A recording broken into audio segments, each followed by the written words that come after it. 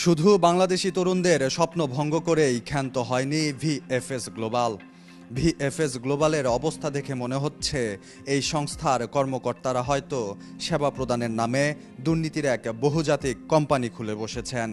কারণ ভিএফএস গ্লোবালের দুর্নীতি, জালিয়াতি এবং অনিয়ম দেশের গণ্ডি পেরিয়ে এবার পৌঁছে গিয়েছে বিশ্বের বিভিন্ন দেশে। যুক্তরাজ্য, শ্রীলঙ্কা, নাইজেরিয়া ও ভারতসহ বিশ্বের বহু দেশে ভিএফএস গ্লোবালের বিরুদ্ধে রয়েছে প্রতারণার অভিযোগ। প্রতিষ্ঠানটির জালিয়াতির খবর সেসব দেশের গণমাধ্যমগুলোতে উঠে এসেছে বেশ কয়েকবার। ভিএফএসের দুর্নীতির কবলে পড়ে হেনস্থা হয়েছেন বিশ্বের বিভিন্ন দেশের নানা শ্রেণী পেশার মানুষ। বাদ যায়নি গণমাধ্যম কর্মী থেকে শুরু করে আইন প্রশাসনের ব্যক্তিরাও।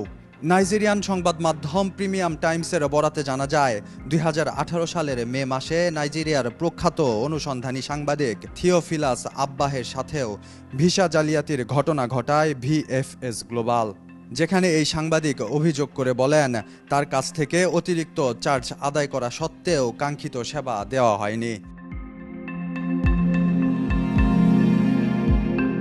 এখানেই শেষ নয়, ভিএফএস গ্লোবালের কর্মীদের বিরুদ্ধে রয়েছে আরও নানান অভিযোগ।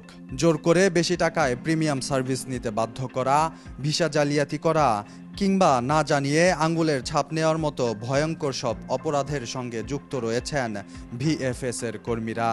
এসব অভিযোগের দায়ে সেসব কর্মীকে ছাঁটাইও করেছিল ভিএফএস। তবে তাতেও খুব বেশি আলোর মুখ দেখেনি প্রতিষ্ঠানটি। দুর্নীতি আর অনিয়মের আঁতুড়ঘর হিসেবে গড়ে ওঠা ভিএফএসের এসব ঘটনা যেন খুবই নিয়মিত এবং স্বাভাবিক। বছরের পর বছর ধরে দেশ বিদেশের প্রচলিত আইনকে বৃদ্ধাঙ্গুলি দেখিয়ে আসা ভিএফএস গ্লোবালের সঠিক বিচার হবে, এমনটাই প্রত্যাশা ভুক্তভোগী মানুষের। মাহদি হাসান, কালের কণ্ঠ ডেস্ক।